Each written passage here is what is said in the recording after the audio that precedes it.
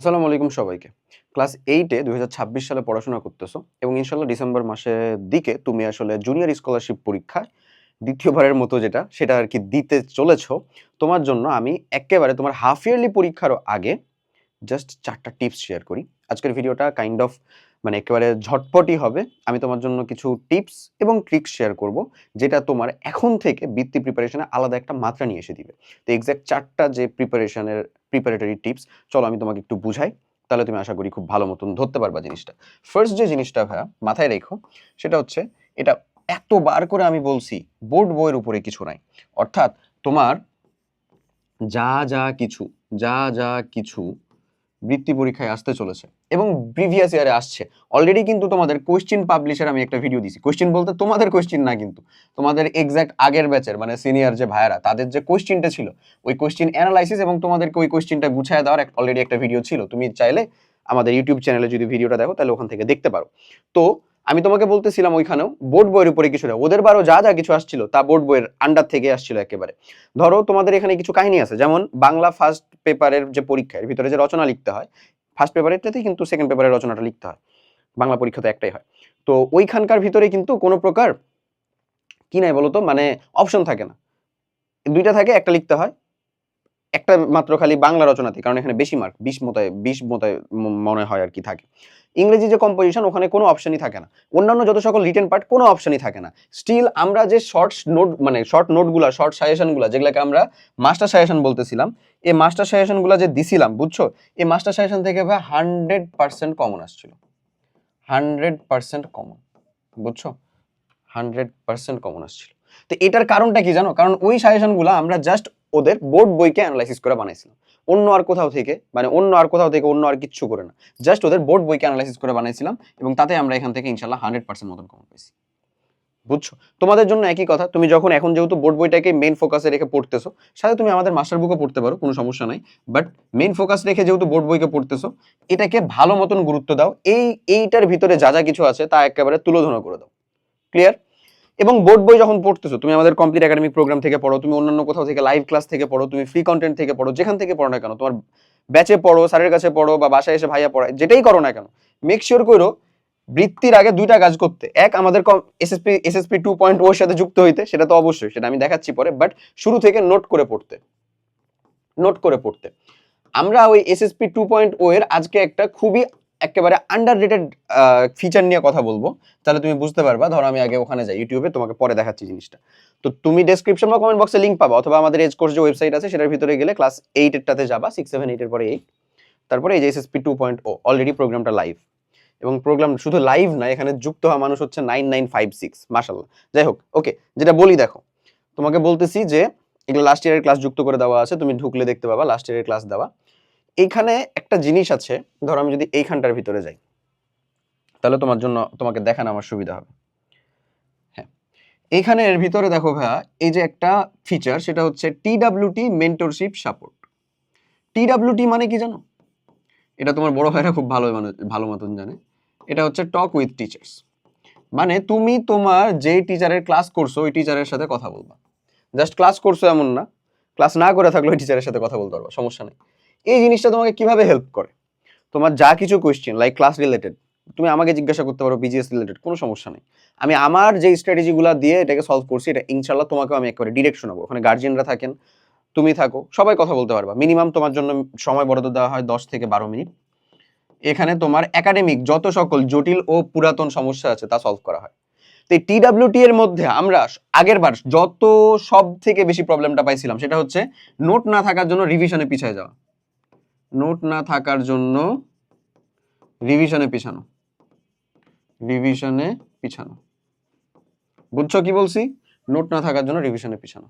তো এই সেম কাজটা তুমি যদি আসলে এখন থেকে নোট কমপ্লিট করে করে পড়ো ভাই, তাহলে কি তোমার আর হওয়ার কোনো চান্স আছে? কোনো চান্স নাই। তাই মেক শিওর করো নোট, যদি একেবারে মনে হয় যে ভাই কোনো একটা সাবজেক্টে তুমি নোট করতেই পারতেছো না, তাহলে অ্যাটলিস্ট শর্ট নোট মাস্ট। বুঝছো আমি কি বলতেছি? হ্যাঁ, short note must. Note at least short note must. Okay, এরপরে দেখো, দুর্বল অংশের প্রতি গুরুত্ব দেওয়া, আগে থেকে গুরুত্ব দেওয়া। দুর্বল অংশের প্রতি আগে থেকে গুরুত্ব দেওয়া বলতে কি, এটা দুই ভাবে কাজে লাগতে পারে। এক তোমার দুর্বল অংশ, এটা তুমিই কেবল জানো, তোমার দুর্বল অংশ। দুই সবার দুর্বল অংশ। তুমি বলতে পারো ভাইয়া সবার দুর্বল অংশ মানে, হ্যাঁ সবার ম্যাক্সিমামেরই দুর্বল অংশ যেটা, সেখানেও তুমি একেবারে একটা কোপ দিতে পারো, সবার দুর্বল অংশ। এক হচ্ছে তোমার দুর্বল অংশ, তোমার দুর্বল অংশটা তুমি জানো, হতে পারে এটা বায়োলজির যেটা অংশ সায়েন্সের ভিতরকার, অথবা হতে পারে ম্যাথের এমসিকিউ তুমি পারো না, কম পারো, যে কোনো কিছু হতে পারে। সবার দুর্বল অংশগুলো আমি একটু বলে দিই, যেটা তোমার খুব ভালো মতন কাজে লাগবে। সবার দুর্বল অংশগুলো হচ্ছে শুরুরটাতে বাংলা সেকেন্ডের এমসিকিউ 10টা মতন থাকে, পারে না মানুষজন। ইংরেজি সেকেন্ডের রিটেন পারে না মানুষজন, প্যারা খায়। আউট অফ দ্য বক্স চলে আসলে ক্রিয়েটিভ রাইটিং এ প্যারা খায়, অনেক খায়। 3 number math MCQ timely solve করতে পারে না মানুষজন। ইভেন আগের বার এত কোশ্চেন সহজ হওয়ার পরে ম্যাথের এমসিকিউতে ভালো একটা টাইট দিছিল। তারপর 4 নম্বরে আসো, বিজিএস এর যেটা অর্থনীতির চ্যাপ্টারগুলা মনে রাখতে পারে না, অর্থনীতির চ্যাপ্টারগুলা। সায়েন্সের বায়োলজি, বায়ো অংশটা, এই জায়গাগুলো হচ্ছে সবার দুর্বল অংশ। এই জায়গাগুলোতে যদি তুমি ভালো করতে পারো, যেহেতু বৃত্তি পরীক্ষাতে খালি ভালো করলে হয় না, অন্যের থেকে ভালো করতে হয়, তুমি আগায় থাকবা, বুঝছো? তাই এই তোমার কাছে যদি মনে হয় যে না ভাই আমার তো স্পেসিফিক তেমন কোনো দুর্বল অংশ নাই, আমি মোটামুটি সবই পড়লে পারি, তাহলে তুমি এই জায়গাগুলোতে একটু বেশি ফোকাস দিও।